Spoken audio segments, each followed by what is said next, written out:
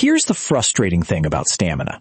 Most people try to build it by doing the same moderate workout over and over. Same jog, same pace, same 30 minutes 3 times a week. And for the first month, it works. Then it just stops. You plateau, and you assume you've hit your ceiling. You haven't.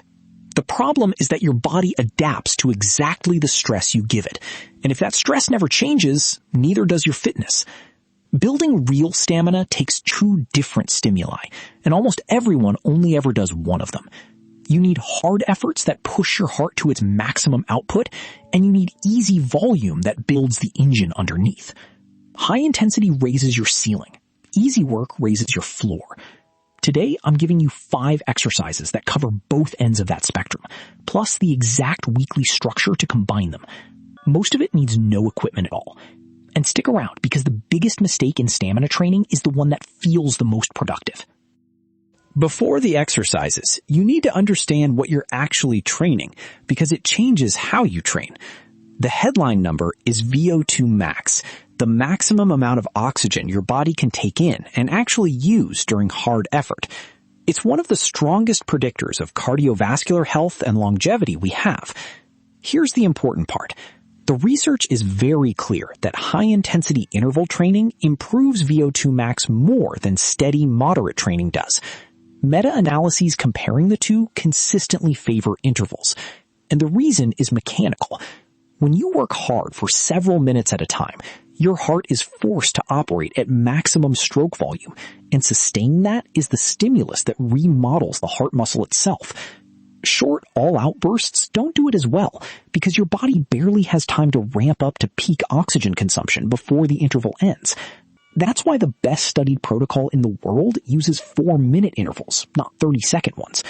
But there's a second half to this, and we'll get to it, because doing only hard work is exactly how people burn out. Exercise 1. Burpees. Everyone hates them, and there's a good reason to do them anyway. They're the most efficient way to drive your heart rate to near maximum using nothing but your body weight and a square meter of floor. Here's the movement. From standing, drop your hands to the floor. Jump your feet back into a plank. Let your chest touch down. Push back up. Jump your feet forward to your hands and stand up with a small jump. That's 1 rep. Now, form under fatigue is where this falls apart.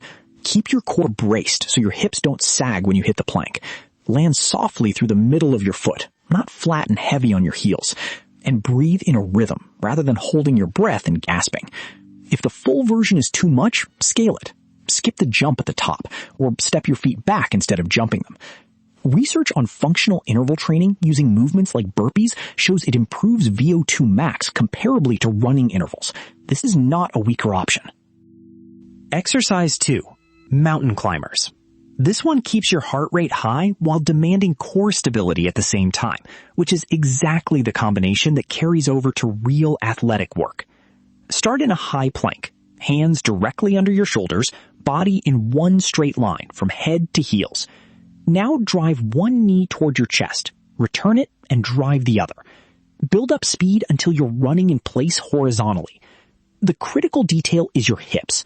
As you fatigue, they want to pike up toward the ceiling or sag toward the floor, and both take the work away from your core and wreck the movement. Keep them level. Keep your shoulders stacked over your wrists, and don't let your foot slam down. Stay light and quick.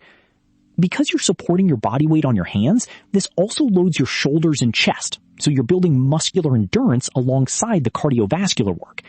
Aim for 30 to 45 second bursts at a genuinely fast pace, rather than a slow grind. Exercise 3. Squat jumps. This is your power endurance move. It trains your legs to keep producing force when they're tired, which is what actually fails first when your stamina runs out on a hill or a long effort. Start standing with feet hip to shoulder width apart. Drop into a squat, sending your hips back and keeping your chest up. Then drive explosively through the floor and jump. The landing is the part that matters most. Land softly, absorbing the impact by bending your knees and hips, and go straight into the next rep. Think quiet feet. If you can hear yourself landing, you're taking too much impact through your joints. Keep your knees tracking over your toes rather than caving inward, and keep your chest lifted rather than folding forward as you tire. This is a high-impact movement, so if you have knee issues, swap it for fast bodyweight squats without the jump. 20 to 30 seconds of continuous work is plenty. Quality drops fast on this one, and sloppy jumping is how people get hurt. Exercise 4. Stair or hill intervals. This is where you apply the actual science, and it's the highest value exercise in this video. Find a flight of stairs or a hill you can work on for a few minutes continuously.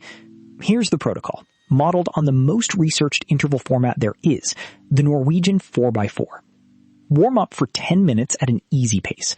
Then work hard for 4 minutes at an intensity where you could not hold a conversation. Recover by walking easily for 3 minutes. Repeat that 4 times total, then cool down. In the original research, this format produced roughly a 7% improvement in VO2 max over 8 weeks. 2 things to get right. First, the 4 minutes should be hard but sustainable. If you can't hit the same intensity on your 4th interval, you started too fast. Second, actually take the full 3-minute recovery. Cutting it short doesn't make you tougher. It just lowers the quality of your next interval, which is where the adaptation comes from. Exercise 5. Easy Zone 2 running. And this is the one everyone skips because it feels far too easy to be doing anything. Here's the test.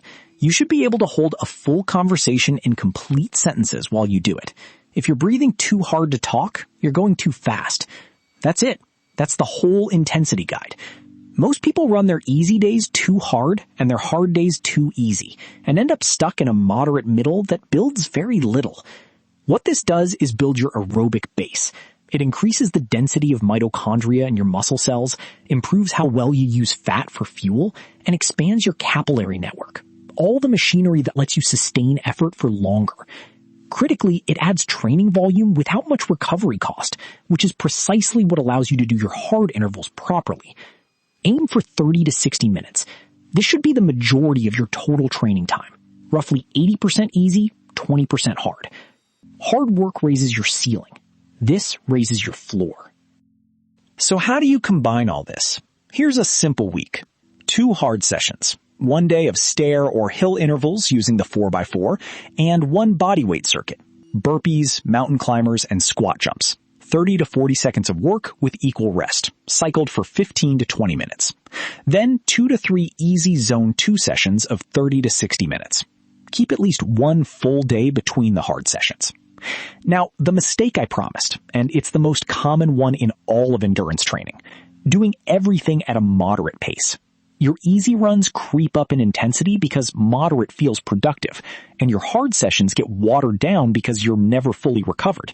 You end up training in a gray zone that's too hard to recover from and too easy to drive adaptation. Keep your easy days genuinely easy, so your hard days can be genuinely hard.